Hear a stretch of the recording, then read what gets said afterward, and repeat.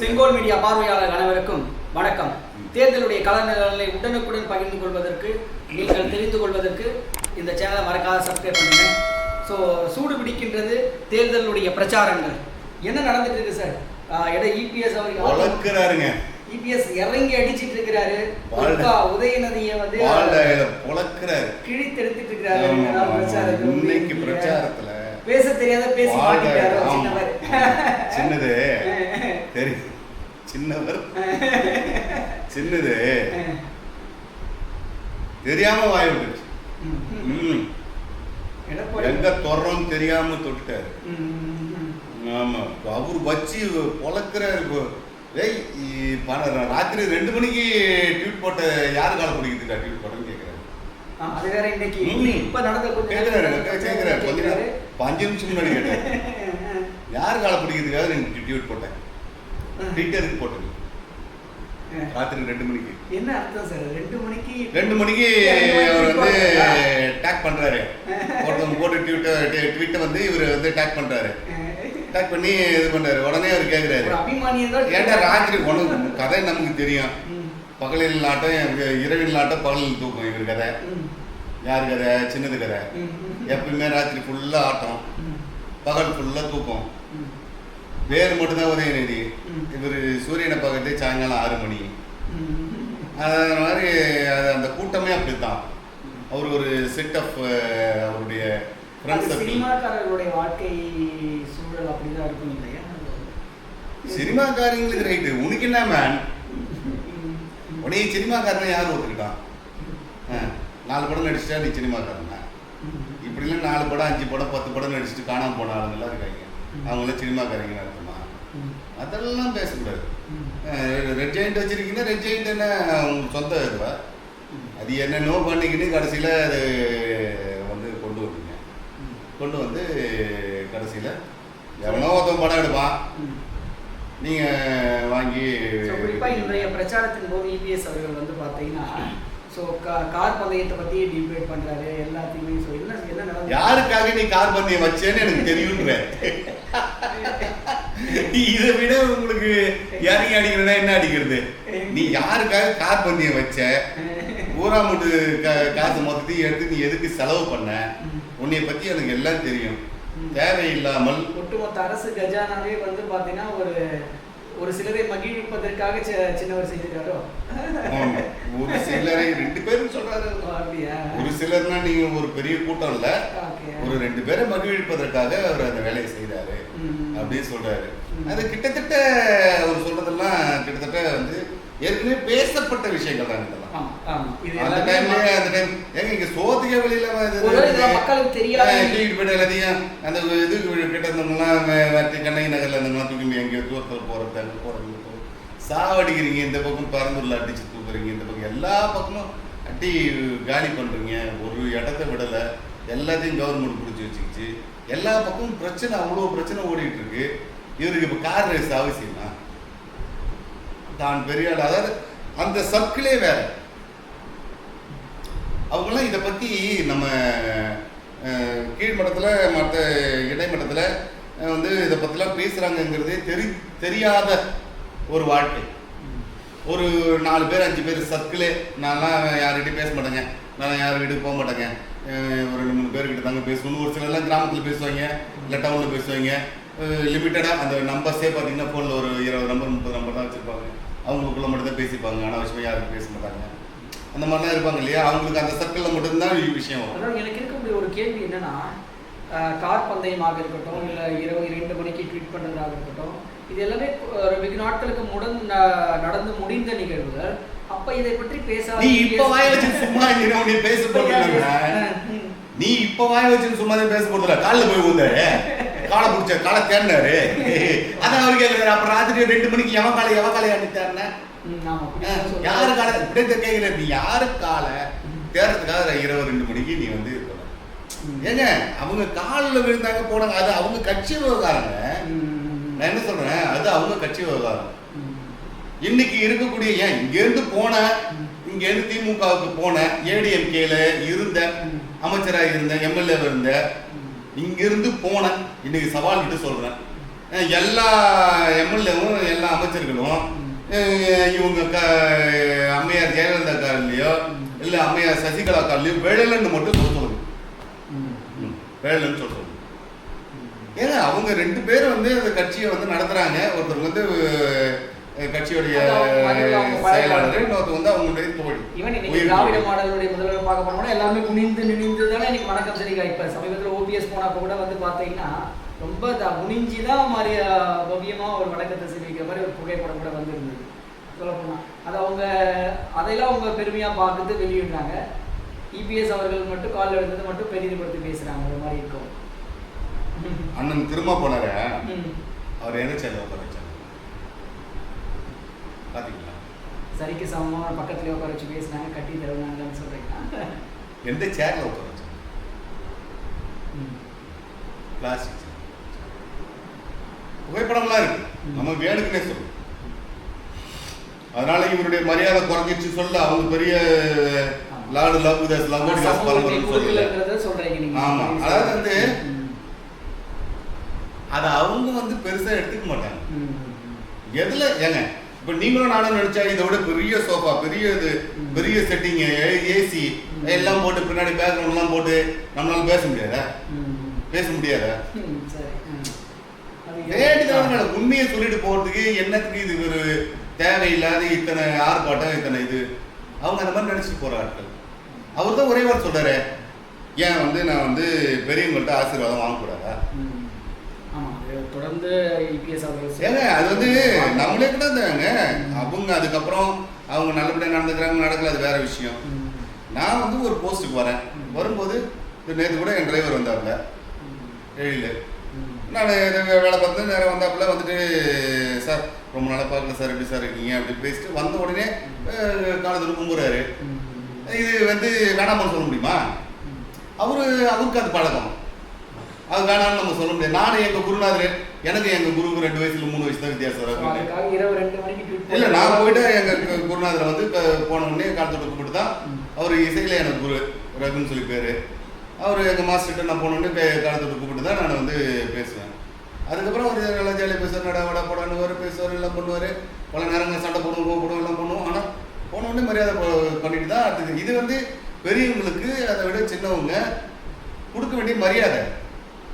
ஏன் பலமுறை ஒரு ராஜமுடி சாரே நான் பார்த்தோன்னா போய் வணங்க காலத்தில் கூப்பிட்டு தான் அதுக்கப்புறம் தான் பேசுவேன். எனக்கு அவருக்கு ஆயிட்டு நிறைய டப்பிங்லாம் நடக்கும். You are not fit for this post கொடுத்துட்டீங்க, அது வேற விஷயம். ஆனால் போன உடனே காலத்துக்கு கூப்பிடுவாங்க.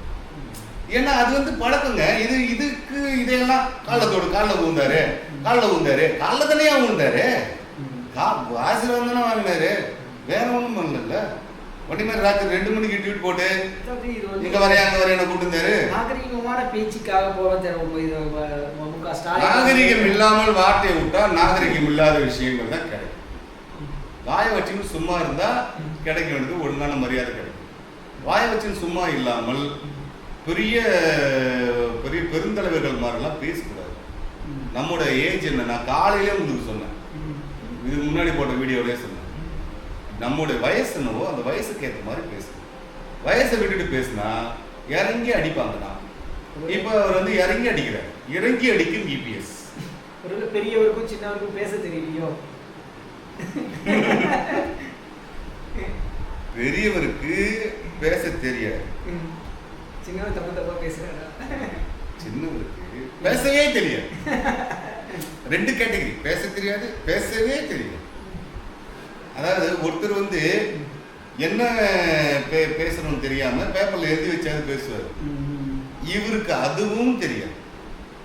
இவர் என்ன சொன்னாரு, எங்களுக்கு தெரியும், நாங்க வந்து எப்படி வந்து நாங்க வந்து நீட்டை வந்து இது பண்ணுறதுன்னு எங்களுக்கு தெரியும், நீட்டின் ரகசியம் எங்களுக்கு தெரியும் சொன்னல. அப்புறமா என்ன சொல்றாரு, அந்த ரகசியம் என்னன்னா சென்ட்ரல் கவர்மெண்ட்ல போய் கேட்கறது, கோர்ட்டுக்கு போறது, டேய் இதையெல்லாம் பண்ணி முடிச்சுட்டாங்கடா, வருமா இல்லையா மாட்டேங்குது சார். அடிப்படை அறிவே தெரியாதவர்கள் தான் நம்ம வந்து பதவியில் அமர வச்சுட்டோம் கடந்த 5 ஆண்டு காலமா. ஸோ வேற ஆப்ஷன் கிடையாது, வேற ஆப்ஷன் கிடையாது. நமக்கு என்ன பிரச்சனைனா வேற ஆப்ஷனே கிடையாது. இருந்த எல்லாருமே வந்து அப்போ இல்லை. ஜெயலலிதா, அம்மையார் ஜெயலலிதா இல்லை, அவர் கலைஞர் இல்லை, 2 பேருமே ஆளுமைகள் இல்லை. இவர் மக்கள் ஆக்சுவலி இவர் உண்மையிலேயே புத்திசாலின்னு நினைச்சிட்டாங்க. சான்ஸே கிடையாது, சான்ஸே கிடையாது. மக்கள் இவங்க புத்திசாலி நினைச்சுலாம் ஓட்டு போடலங்க. நீங்க வேற காமெடி பண்றீங்க. இவங்களை புத்திசாலி நினைச்சு மக்கள் ஓட்டு போடல, வேறு வழி இல்லாமல் they haven't got any other sources. அவங்களுக்கு வேற option there was no option. இப்ப தெளிந்துட்டாங்களா? தெளிவடைந்துட்டாங்க. இப்ப தெளிந்ததுனாலதான் திமுகவால் சில இடங்களுக்கு உள்ள போனால் போன வேகத்துல அப்படியே அந்த பந்து பவுன்ஸ் ஆகி வெளியே வருது. பாத்தீங்களா? இன்னைக்கு எல்லா இடங்கள்லயுமே நம்ம பார்த்துட்டு மிகப்பெரிய அப்படியே போன வேகத்தில் பவுன்ஸ் ஆகி வெளியே வருது. என்ன வேகத்தில் போகுதோ அதே வேகத்துல வெளியே வருது, பவுன்ஸ் ஆகி வெளியே வருது. காரணம் என்னன்னா அவங்க வந்து வேறு வழியே இல்லை, தெளிவாக தெரிஞ்சிருச்சு. இது எங்கே போய் முட்டை போகுதுன்றது நல்லா தெளிவாக தெரிஞ்சிருச்சு. மக்கள் வந்து வேறு மாதிரி ரியாக்ட் பண்ண ஆரம்பிச்சிட்டாங்க. மக்கள் முன்ன மாதிரி தான் ரியாக்ட் பண்ணுறாங்க, வேறு மாதிரி ரியாக்ட் பண்ணுறாங்க. என்ன எதுக்கு வந்து என்ன வந்து ஜாதி வேலை சொல்லி ஊரோட வர வேலை வச்சுக்காரு. என்ன இந்த சொன்னதை செஞ்ச நீ, சொன்னதை செய்யல, எதுக்கு இங்கே வர நீ, இப்படி மக்கள் வந்து கேட்க ஆரம்பிச்சிட்டாங்க. எல்லா அதாவது 234 தொகுதினா 234 தொகுதியிலையும் பிரச்சனை இருக்கு. இவனுங்க வம்பு வளர்க்காத இடமே இல்லப்பா அப்படின்னு சொல்லுவாங்கல்ல, இவன் பிரச்சனை பண்ணாத இடமே இல்லையா அப்படின்னு சொல்லுவாங்கல்ல, அது மாதிரி இவங்க பிரச்சனை வச்சுக்காத இடமே இல்லை. ஒவ்வொரு மாவட்டத்திலையும் ஒவ்வொரு மாவட்டத்திலையும் ஒருத்தர்கிட்ட இவங்க வம்பு வளர்த்துக்கிறான். ஒவ்வொரு ஏரியாவிலையும் பிரச்சனை பண்ணிக்கிறாங்க. கள்ளக்குறிச்சி மாவட்டம் எடுத்தீங்கன்னா சாராயங்குறிச்சி சத்தவனை ஏன்னா போய் பார்க்கல, கள்ளச்சாராயங்குறிச்சி சத்தவனை கேட்பாங்க. அங்கே போ ஸ்ட்ரைட்டாக இறங்க முடியாது. அந்தாண்ட ஒரு பொண்ணு சாவடிச்சுட்டான், அந்த ஸ்கூல்காரன் சாவடிச்சுட்டான்னு சொல்லி சொல்கிறாங்க. இந்த நீ என்னன்னா அவனை எஸ்கேப் பண்ணி விட்ட கேட்குறாங்க. ஸோ ஒவ்வொரு ஏரியாவாக இவங்க வந்து பிரச்சனையை வச்சுக்காத இடமே கிடையாது. எல்லா இடங்கள்லையும் அவங்க பிரச்சனை வச்சுக்கிட்டாங்க. அங்கே போனோடனே அவங்க they're waiting for to ask these like questions. நீ எப்போ மாட்டுவனே அப்படின்னு வெயிட் பண்ணுறாங்க. நிறைய இடங்கள்ல வந்து ஓட்டு கேட்காத திமுகவினர் எதிர்த்து திருப்பி அனுப்பிய கிராமத்து மக்கள் தான் நிறைய இடங்கள்ல இந்த செய்திகள் வந்துட்டு இருக்கு, பார்க்க முடியுது. ஸோ இன்னும் எப்படி போகும் சார்? ஏன்னா இபிஎஸ் உடைய பிரச்சாரங்கள் ரொம்ப அதிதீவிரமாக போயிட்டு இருக்குது, உங்களுக்கு தொய்வாயிட்டு இருக்கு. இதை ஈடு செய்வதற்கு அவங்க என்ன திட்டம் பண்ணுவாங்க எதிர்காலத்தில்? இல்லை இபிஎஸ் வந்து கிட்டத்தட்ட வந்து பார்த்தீங்கன்னா he is just like becoming a Jayalalithaa. கிட்டத்தட்ட இப்போ அவருடைய ஸ்பீச்சு, அவருடைய இதெல்லாம் பார்த்தீங்கன்னா he is becoming a Jayalalithaa. ஒரு தலைவருக்கான பண்பு ஜெயலலிதாவாக மாறுற சூழ்நிலை காரணமாக அவர் வந்து தன்னுடைய இயல்பு தன்மையிலிருந்து மாறி முழு நேரமாக வந்து முழுசா வந்து இறங்கி அடிக்கிறார். ஒரு தலைவராக மாறிட்டு இருக்கிறாரா? தலைவராக மாறல, ஏற்கனவே ஒரு தலைவர் தான். அவருடைய ஒரிஜினாலிட்டி ஏங்க அவர் பீரியட்ல தாங்க ஊறப்பட்ட மெடிக்கல் காலேஜ் கொண்டு வந்தாரு. அவர் பீரியட் தாங்க குடிமராமத்து பணிகள்லாம் நிறைய பண்ணாங்க, நிறைய தூர் வாரினாங்க, எல்லாத்தையும் ஏரிகள்லாம் தூர் வாரினாங்க, ஊறப்பட்ட வேலைகள். 1-2 தவறுகள் உண்டு, நான் இல்லைன்னு சொல்ல. இருந்தாலும் வேலைகள் நடந்தது.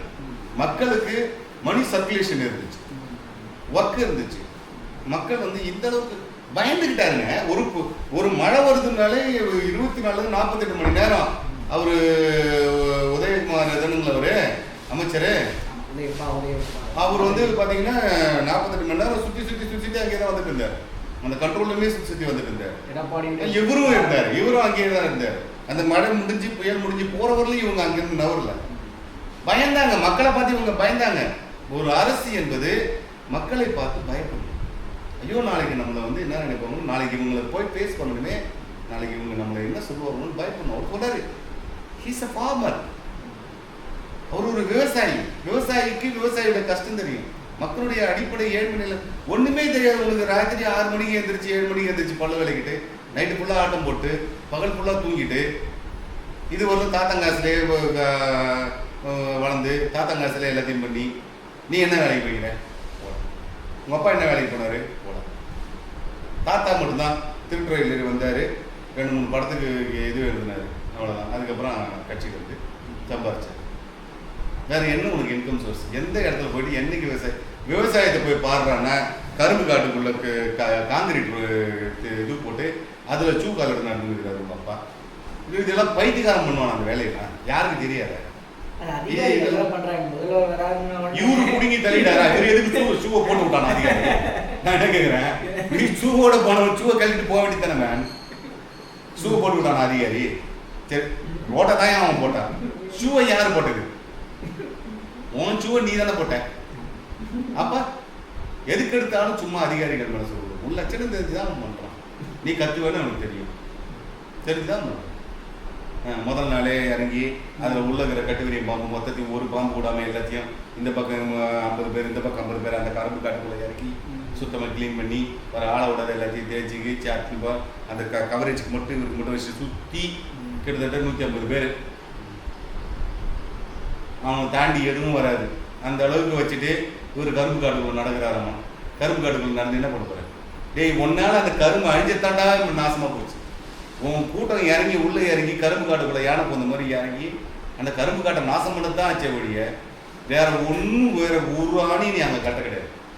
இன்னைக்கு என்னாச்சு தெரியுமா? விவசாயம் என்ன, பச்சரிசி எதாவது விளையுது, புழுங்கல் அரிசி. இப்போ பச்சரிசி வேற ஒரு நெல்லில் விளையுது, புழுங்கல் அரிசி வேற ஒரு நெல்லில் விளையுது. விவசாயம் செய்ய சொல்லுவாரு. தமிழகத்தினுடைய முதலமைச்சருக்கு நீ விவசாயம் செய்ய தெரியணும். ஏங்க இவன் தின்ற சோத்துக்கு இன்னொருத்தர் எதுங்க உழைக்கணும்? இவன் தானே தின்றான் சாப்பாடு, இவன் தின்ற சாப்பாடுக்கு இன்னொருத்தன் ஏன் வரும்? அவங்களுடைய வழி தெரியும், அவங்க வழி தெரியாதானே. அதாவதுங்க நம்ம உணவு, உறைவிடம், உடை, இதுல முக்கியமானது உணவு. மற்ற ரெண்டு இல்லைனா கூட புகையில கூட தங்கிக்கலாம், ட்ரெஸ் இல்லைனா கூட ஏதாவது எடுத்துக்கிறது கட்டிக்கலாம். ஆனா சோறு இல்லாமல் வாழ முடியுமா? சோறு தண்ணி இல்லாமல் வாழ முடியுமா? அப்போ உனக்கான உணவு நீ என்னைக்காச்சும் ஒரு நாள் நீ உனக்கு உற்பத்தி பண்ணி பார்த்துருக்கிய? நீ உனக்கு தெரியுமா அது எப்படி வருதுன்னு? தெரியுமா? தெரியாதுன்னா அதெல்லாம் பேசக்கூடாது. ஒரு விவசாயி பேசுகிறான்னா மூடிக்கிட்டு கம்முன்னு போயிடணும். சரி, அவன்கிட்ட எதுவும் வாயை கொடுக்கக்கூடாது, தெரிஞ்சுதான் பேசுகிறேன். தெரியாமல் சும்மா வாயை வச்சு நான் அப்பங்காசில் வச்சு இவ்வளோ காலம் உடம்பு வளர்த்துட்டு பொண்டாட்டி புள்ள குட்டிக்கு சோறு போட்டு வளர்த்துக்கிறீ, நீ எதனா உடச்சி சம்பாதிச்சுக்கிறேன். கேட்டால் நான் படம் எடுத்தேன். என்னத்த பிடிங்கிட்ட படம் எடுத்து பிடிங்கிட்டு படம் எடுத்த லட்சணம் தான் எனக்கு தெரியுமில்ல. சும்மா அதெல்லாம் தேவையில்லாமல். அதாவதுங்க விவசாயிகளை எல்லாம் வெறுப்பேற்றக்கூடாது. இன்னைக்கு தமிழ்நாடு அளவில் இருக்கக்கூடிய அனைத்து மக்களும் கட்டுப்போட உச்சத்தில் இருக்காங்க. அது இவங்க போய் அங்கங்கே அடி வாங்கிட்டு வரதே தெரியுது. அதுக்கப்புறம் அண்ணன் திரும்ப நான் நிற்க போகிறேன்னு சொல்லுது. அப்புறம் அதுவும் வேணாம்னு சொல்லி இப்போ சொன்னீங்கன்னா 7 இடம் நிற்கிறது. டே, யாராவது நின்று போங்கடான்னு கூட சொல்லிடுவார் பொழுது அவர். அதனால ஏன்னா இது இன்றைய நிலை. இது நம்ம இது வேணுக்குன்னே சொல்லல, இது இன்றைய அரசியல் நிலை. ஆனால் என்னைக்காச்சும் ஒரு நாள் அண்ணன் திரும்ப சிஎம் ஆவார். அது இந்த மாதிரியான இந்த கொள்கை இல்லாமல், புத்தி இல்லாமல், அறிவு இல்லாமல், படிப்பு இல்லாமல், நாலேஜ் அப்படின்னா என்ன, எந்த கடையில் விற்கும், ஒரு 5 கிலோ சாயங்காலம் வாங்கினுமான்னு கேட்குற ஆளுங்களா கூடலாம் இருந்தால் அவருடைய படிப்பு, அவருடைய நாலேஜ், அவருடைய அறிவு, அவருடைய புத்திசாலித்தனம் அதெல்லாம் என்ன மாதிரி அவர் போய் இந்த கூட்டத்திலலாம் இருக்கக்கூடாது. அவர் தனியாக கூட நின்று அவர் ஷைன் பண்ணணும். இந்த கூட்டத்துக்குள்ள அவர் எனக்கு தெரிஞ்சு இந்த கூட்டத்துக்கு கூட அவர் இருக்கவே கூடாது. எனக்கு தெரிஞ்ச தேர்தலுக்கு பிறகு நிச்சயமாக தேர்தலுக்கு பிறகு தானாக வெளியே வந்துருவாரு. அதுக்கப்புறம் அவர் நிறைய பிளான் பண்ணுவாரு. அண்ணன் திரும்ப நிறைய பிளான் பண்ணுவாரு, பெருசா ஷைன் பண்ணுவார். என்னைக்காச்சும் ஒரு நாள் கண்டிப்பாக முதல்வர் ஆவார். எனக்கு தெரிஞ்சு இது சரியான நேரம் நினைக்கிறேன். திருமாவளவன் அவரு அந்த சான்ஸ் மிஸ் பண்ணிட்டாரு. காரணம் என்னன்னா வேற வழி இல்லை. அவருக்கு இந்த முதுகுல குத்துற பழக்கம்லாம் கிடையாது. சரி, இருந்துட்டோம், சரி இதுக்கு மேல எதுவும் பண்ண வேண்டாம், சரி விடுங்க, போட்டோம், முடிஞ்சிட்டோம். ஏங்க அவர் என்னன்னா அண்ணன் திருமாவளவன் மிகப்பெரிய போராளி, சாதா போராளி, மிகப்பெரிய போராளி. அதாவது அவங்க விடுதலை புலிகளுக்கு அவ்வளோ பெரிய ஆதரவு. இன்னைக்கு எல்லாம் நாமகரி தின்ன, பூனைக்கறி தின்ன, எலிகறி தின்னு சொல்றாங்க. அவர் அதெல்லாம் ஒண்ணுமே சொன்னதும் கிடையாது. ஆனால் அவர் எவ்வளோ பெரிய போராளிங்கிறதும், அவர் எந்த அளவுக்கு மெதகு பிரபாகரன் அவர்கள் கூட எந்த அளவுக்கு ஒரு நட்புறவில் இருந்தாருங்கிறதும், எந்த அளவுக்கு அவர் இவரை ஒரு ரொம்ப டீப்பஸ்ட்டு ஃப்ரெண்ட்ஷிப், ஒரு நல்ல ஒரு ஃபேமிலி ஃப்ரெண்ட்ஷிப் மாதிரி வச்சுருந்தாருங்கிறதும், ஃபேமிலி ஒரு மெம்பராகவே அவர் கன்சிடரேஷன் பண்ணாருங்கிறதும் எல்லாருக்குமே தெரிஞ்சிருச்சு. அண்ணன் திரும்ப வந்து நீங்கள் நினைக்கிற மாதிரி வந்து ஒரு சும்மா அப்படியே எடுத்து போட்ட மாதிரி வந்துருக்கு. மிக இள வயதில் அரசியலுக்கு மிக ஒரு கட்சியை உருவாக்கணும். தேர்தல் முடிவுக்கு அப்புறம் என்ன மாதிரி கலங்கள்? தேர்தல் முடிவுக்கு அப்புறம் அண்ணன் திரும்ப வந்து வெளியே வந்துருவாரு. கூட்டணியில் இருக்கக்கூடிய நிறைய பேர் வெளியே வந்துருவாங்க. இந்த பட்டாசு டப்பாஸ் அப்படிம்பாங்களே, அந்த மாதிரி டப்பாஸ் கூட்டம் தானாவே அடி வாங்கிட்டு திராவிட மாடல் அப்படிங்கிறது அவ்வளோ முடிஞ்சிருச்சு. அது முடிஞ்சிருச்சு இந்த இதோட. ஏன்னா உங்களால் வந்து தமிழுங்க அப்புறம் என்ன 2.0 திராவிட மாடல் 2 அது ஒரு வேஷம் மாதிரியே இருக்குது. பொதுவாக தேர்தல் காலகட்டம் வந்தால் தமிழ் என்றும், தேர்தல் காலங்கள் வந்தால் மட்டும் ஆலயங்களில் போயிட்டு வழிபாடு செய்வதும், இதை மட்டும் அவங்க வந்து ஒரு ஏமாற்று வேலையாகவே தொடர்ந்து பயன்படுத்திட்டு வராங்க. மக்கள் அதை பார்த்துட்டே தான் இருக்காங்க. பட் திருப்பி எப்படி இவங்களுடைய ஏமாற்று வேலைகள் நம்புறாங்க? திரும்ப நம்ம சொல்றது என்னன்னா, ஒரு சரியான ஆளுமை இல்லை. எப்போதுமே வந்து தமிழ்நாட்டில் வந்து இதற்கு முன்னாடிலாம் பார்த்தீங்கன்னா ஒரு ஆட்சி இருந்தால் அதுக்கப்புறம் வேற ஒரு கவர்மெண்ட்டுக்கு மாற்றி போட்டுருவாங்க மக்கள். அது ஒரு எப்போயாவது ஒரு தடவை மட்டும்தான் அது கண்டினியூ ஆகும். அது 13 வருஷம் இவர் மட்டும்தான் இருந்தார், எம்ஜிஆர் தான் இருந்தார். அதுக்கப்புறம்லாம் யாரும் கண்டினியூ ஆகலை. ஒரே ஒரு டைம் மட்டும் அம்மையார் ஜெயலலிதா வந்து கண்டினியூ. மற்றபடி இது ஒரு திமுக என்பது வந்து 2ஆம் முறை. அதாவது அவ்வளவு நாலேஜபிள் பர்சன். பிரெயினில் ஒரு விஷயத்தை போட்டிங்கன்னா கலைஞர் பிரெயின்லேருந்து அந்த விஷயத்தை அழிக்கவே முடியாது. எத்தனை வருஷம் ஆனாலும் திருப்பி கேட்பாரு. என் குருநாதர் ஒரு தடவை போகும்போது ரகு மியூசிக் டேரக்டர் சொல்லிட்டாங்க. மறுதடவை போகும்போது ஒரு 2 வருஷம் கழிச்சு போகும்போது தப்பி நீங்கள் ரகு மியூசிக் டேரக்டர் தானே நினைக்கிறேன். எங்கள் குருநாதர் ஆடி போயிட்டார் வந்து என்கிட்ட சொன்னார், டேய் அவர் என்னடா இவ்வளோ பெரிய பிரெயின் வச்சிருப்பாரு. ஒரு தடவை பிரெயினில் போட்டா போட்டார் அவ்வளோ அளவுக்கு புதுசாக இருக்கு. ஆனால் வந்து அவருடைய ஆளுமைக்கே அவங்க 2வது தடவை சான்ஸ் கொடுக்கல. இங்கே எங்கே ஆளுமை இருக்குது, என்ன இருக்குது, ஒன்றுமே இல்லை. ஒருத்தர் ஃபேஸில் கூட அந்த பிரைட்னஸ் இல்லை. இன்னைக்கு எடப்பாடி அண்ட் கோ குரூப்பில் இருக்கக்கூடிய அந்த பிரைட்னஸ், அந்த ஃபேஷியல் எக்ஸ்பிரஷன் இவங்க ஒருத்தர் முகத்தில் கூட எல்லாம் இருளடைஞ்சு போயிருக்கு. அது மட்டும் இல்லாமல் அவங்க கூட்டணியே வந்து சரியில்லை. காங்கிரஸ் வந்து முழுசாக தெரிஞ்சிருச்சு. இவங்க நம்மளை மாட்டி விட்டுட்டானுங்க, பிரச்சனை மாட்டி விட்டானுன்னு தெரிஞ்சிச்சு. அதனால தான் காங்கிரஸ் வந்து இது இன்னைக்கு கூட வந்தாரு நினைக்கிறேன். இன்னைக்கு நேற்று வந்தாரு. இதுக்கு பாண்டிச்சேரிக்கு போனாரு. அவங்க 2 பேருமே போனாங்களே. ஆமா, பாண்டிச்சேரியில வந்து பார்த்தீங்கன்னா அவங்க தனித்தனியா நிற்கிறாங்க. அதாவது அவங்க 2 பேருமே போனாங்க. அம்மா புள்ள 2 பேருமே போனாங்க. சோனியாவும் இவரும் போனாரு. அதாவது என்னன்னா 2 பேருமே இவரை பார்க்கவே இல்லை. ஒரு ட்வீட் போடல, ஒரு கம்யூனிகேஷன் இல்லை, எதுவும். அதாவது கூட்டணி விட்டு வெளியில போக முடியாத ஒரு சூழல்ல இருக்கிறாங்களே தவிர ஒத்திசைந்து இல்லாத மாதிரி தான் ஒரு சூழல் வந்து உண்மையை சொல்லலாம். தெரிஞ்சிருச்சு அவங்களுக்கு இன்டெலிஜென்ஸ் நியூஸ் அதை வச்சு சொல்லிட்டாங்க, இல்லை சார் வராது, அவங்க வரமாட்டாங்க, உங்களை நல்ல வகையாக மாட்டி விட்டாங்க. எங்கெல்லாம் டஃபஸ்ட் ஏரியாவோ அதெல்லாம் பக்காவாக பிடிச்சி உங்களுக்கு லாஸ் பண்ணிட்டாங்க. பொதுவாகவே இருக்கு அது உங்களுடைய திட்டம் இல்லையா? அதாவது தோத்துறோன்னு தெரிஞ்ச எல்லா கட்சிகளும் செய்யக்கூடிய முதல் வேலை டஃபஸ்ட் இடம் கூட்டணி கட்சிகளுக்கு கொடுத்துரு. நீ அடிச்சுக்கோ, நீங்கள் மங்க மாட்டுக்கு அதெல்லாம் பண்ணிக்கோ. நீங்கள் தோத்து போனீங்கன்னா உன்னை நானே பிளேம் பண்ணேன். பற்றியா அவங்க நீ கடைசிட்ட கொடுத்தாங்க, கடைசியில் நீ வர பற்றியா அப்படின்னு டஃபஸ்ட் இடம்ங்கிறதுனால தான் தன்னுடைய கேண்டிடேட்டை நிற்க வைக்காமல் காங்கிரஸ் கொடுத்துட்டாரு. யார் அண்ணன் தெரியுமா?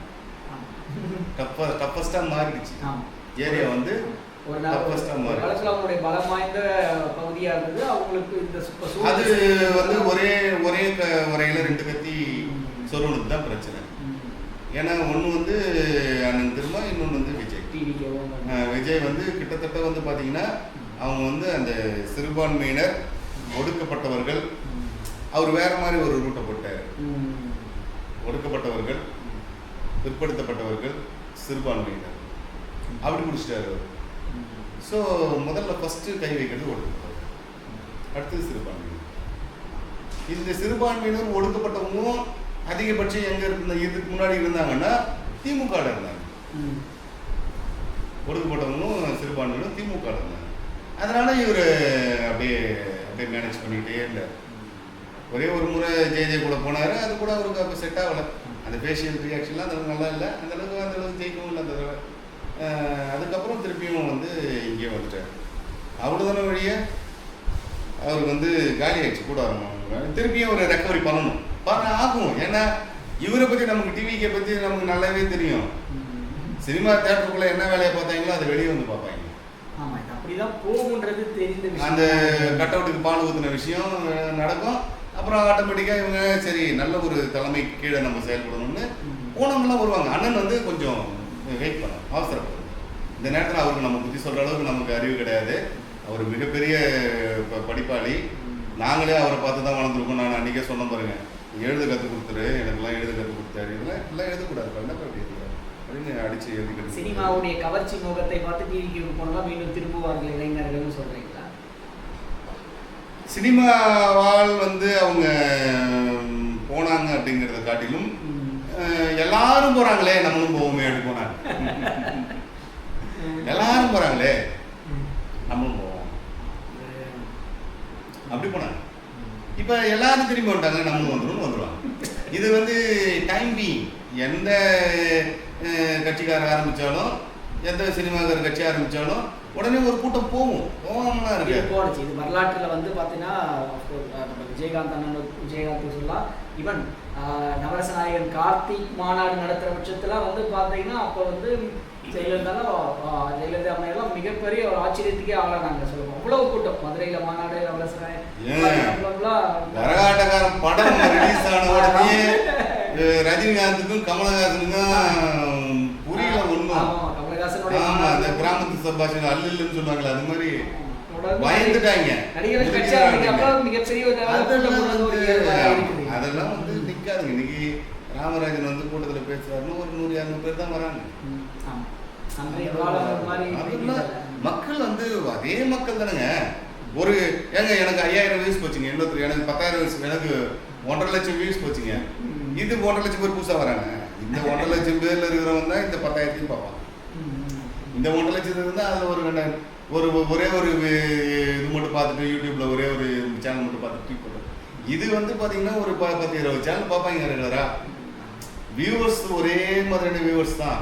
இது சம்பந்தமாக யார் யார் என்னென்ன சொன்னாங்களோ எல்லாத்தையும் பார்க்குறவங்க அவங்க. அதே மாதிரி ரசிகர்களும் ஒரே மாதிரியான ரசிகர்கள் தான். இன்னைக்கு இவர் வந்தால் இவருக்கு ரசிப்பான், நாளைக்கு அவர் வந்தால் அவர் ரசிப்பான், நாளைக்கு இன்னொருத்தர் வந்தால் இன்னொருத்தர் ரசிச்சுட்டு போய்கிட்டே இருப்பான். ரசிகர்கள் மனநிலையில் மாற்றம். ஆமாம், மாற்றம் வந்து மாறிக்கிட்டே தான் இருக்கும். அன்னைக்கு எது லேட்டஸ்ட்டோ அந்த குதிரை தான் பணம் கட்டுவாங்க மக்களும் ஒன்றும் சும்மா ரஜினிகாந்துக்கு அன்னைக்கு இருந்த ரசிகர்கள் இன்னைக்கு இருக்காங்களா? இன்னைக்கு நிலைய வித்வானா மாறிட்டாரு ரஜினிகாந்த்லாம். எப்போ கூப்பிட்டாலும் போறாரு திமுக மேடைக்கு, எப்போ கூப்பிட்டாலும் வந்து உட்காந்துக்கிறாரு. உண்மையா இல்லையா? ரஜினிகாந்த் கமலஹாசன் நிலைய வித்வானா மாறிட்டாங்க. அதனால இது ஒன்றும் பட்டத்துக்கு இல்லை. இது வந்து கிட்டத்தட்ட அழிவு நோக்கி போய்கிட்டு இருக்கு. இனிமேல் வந்து இந்த சின்னது பெருசு ரெண்டும் வந்து தேவையில்லாமல் நம்ம எடப்பாடியை வந்து சீண்டக்கூடாது. சீண்டினால் அவர் இதை விட இன்னும் ஜாஸ்தியாக பண்ண ஆரம்பித்தார். அவர் ரொம்ப அவரை ரொம்ப பர்சனலாக அட்டாக் பண்ணாமல் இருக்கிறவரும் இவங்க தப்பிச்சுக்குவாங்க.